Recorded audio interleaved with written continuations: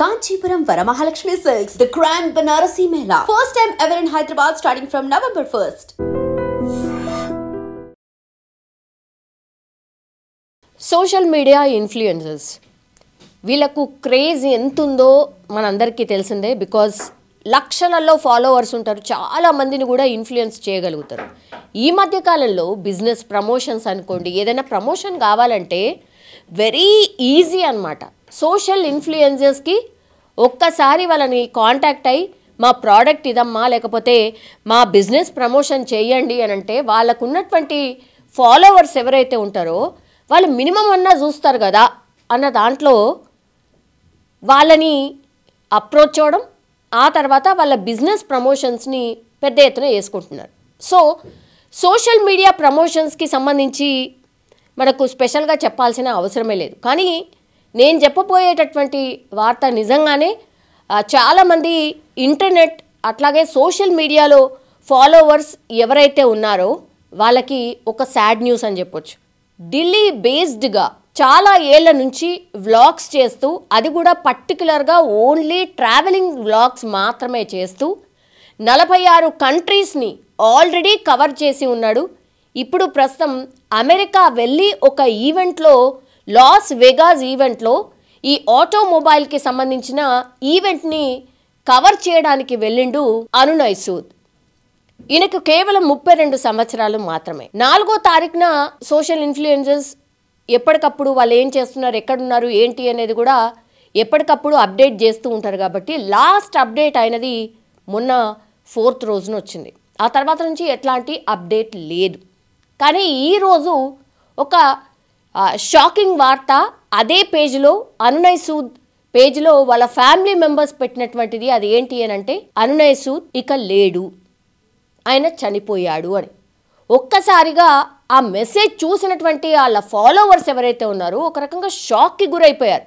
ఏంటిది, by mistakenly ఏమన్నా వచ్చిందా, ఏమన్నా ఆయన పేజ్ ఏమైనా హ్యాక్ అయిందా, ఆయన లేకపోవడం ఏంటి, మొన్ననే కదా లాస్ట్గా 4వ తారీఖు నాడే నేను ఇక్కడ ఉన్నాను, ఆటోమొబైల్కి సంబంధించిన ఈవెంట్ని, బిగ్ ఈవెంట్ని నేను కవర్ చేస్తున్నాను, నాకు చాలా హ్యాపీగా ఉంది అని మొన్ననే కదా పోస్ట్ చేసిండు. అట్లాంటిది ఈ వార్త ఏంటి ఇట్లుంది అని క్రాస్ చెక్ చేద్దాము అంటేనేమో కొన్ని గంటల తర్వాత వాళ్ళ అభిమానులకు నిజంగానే ఒక షాకింగ్ లాగా నిజంగానే అనునయ్ సూద్ చనిపోయాడు అని.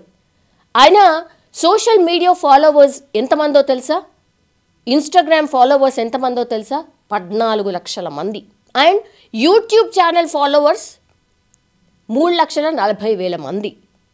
ఇంతమంది అభిమానాన్ని సంపాదించుకున్నటువంటి అనునయ్ సూద్ కేవలం 32 సంవత్సరాల వయసులో అనుకోకుండా వాళ్ళ ఫ్యామిలీ మెంబర్స్ ఎవరూ లేరు, వ్లాగ్స్ చేద్దామని అమెరికా లాస్ వెగాస్కి వెళ్తాడు. అక్కడ హఠాత్తుగా చనిపోయినట్టుగా వాళ్ళ పేరెంట్స్కి ఇన్ఫర్మేషన్ వస్తుంది. ఇంకా కూడా మరి అసలు అనునయ్ సూద్ చనిపోవడానికి రీజన్ ఏంటి, ఎట్లా చనిపోయిండు ఏంటి అనేది కూడా ఒక పెద్ద మిస్టరీ లాగా మారిపోయింది. ఎందుకంటే ఎట్లా చనిపోయిండు ఏంటి అనేది కూడా వాళ్ళ ఫ్యామిలీ మెంబర్స్ ఎక్కడ కూడా మెన్షన్ చేయలేదు. దీంతో ఒక చర్చ స్టార్ట్ అయింది, ఒక టెన్షన్, అసలు ఏమై ఉంటుంది, ఏంటి, అట్లెట్లా చనిపోయిండు అని. ఇది అమెరికాలో జరిగినటువంటి ఇన్సిడెంట్ కావడం, అక్కడి నుంచి ఏ ఇన్ఫర్మేషన్ వచ్చినా సరే వాళ్ళ పేరెంట్స్ కేవలం మా ప్రైవసీని గౌరవించండి, ఆయన ఇక లేడు కాబట్టి మేము అత్యంత బాధలో ఉన్నాం, దయచేసి మేము ఇంతవరకే చెప్పగలం అని ఒక పోస్ట్ చేసిండ్రు, అంతే, అక్కడికే ఇంకా.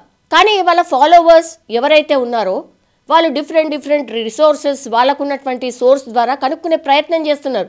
అసలు ఏమై ఉంటాడు, ఏమై ఉంటుంది, 32 సంవత్సరాలకే అంత ఏమంటారు వెరీ యాక్టివ్ అండ్ 46 దేశాలు తిరిగినటువంటి వ్యక్తి హఠాత్తుగా చనిపోయాడు అని అంటే ఎట్లా నమ్మాలి?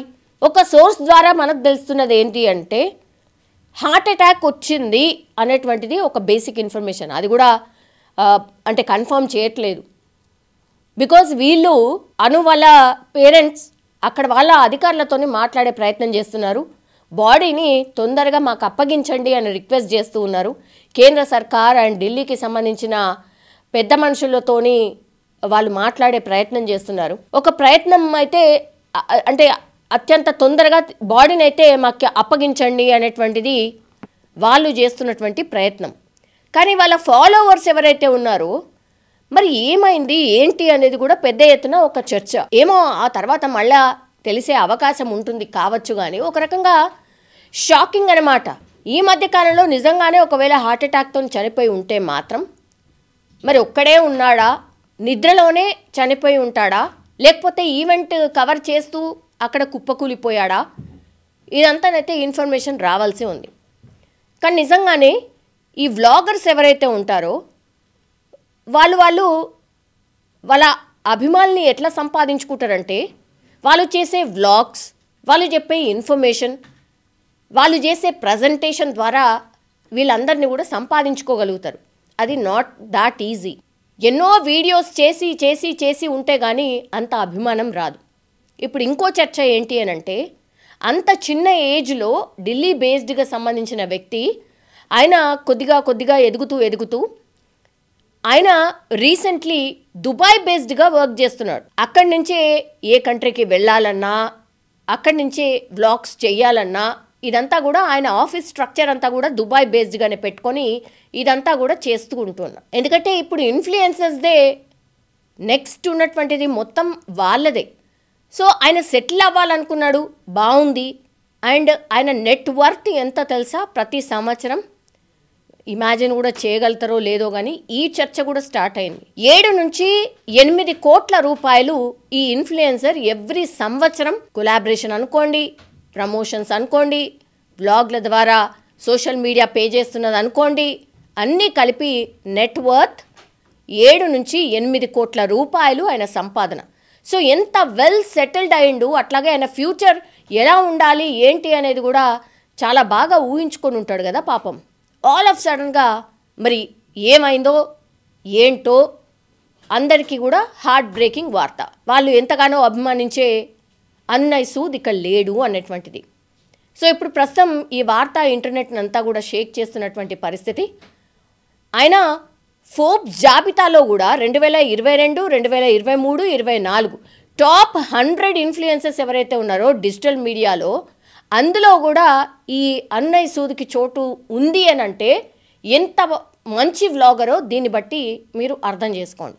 సో ఒక రకంగా నిజంగానే పాపం సాడ్ వార్త. అట్లాగే వాళ్ళ ఫ్యామిలీ ఎంత కుమిలిపోతుందో కదా. ఇప్పుడు అభిమానించే వాళ్ళు, ఆయన ఫాలోవర్సే ఇంత బాధపడుతుంటే ఇక వాళ్ళ ఫ్యామిలీ బాధనైతే మనం ఊహించుకోలేం.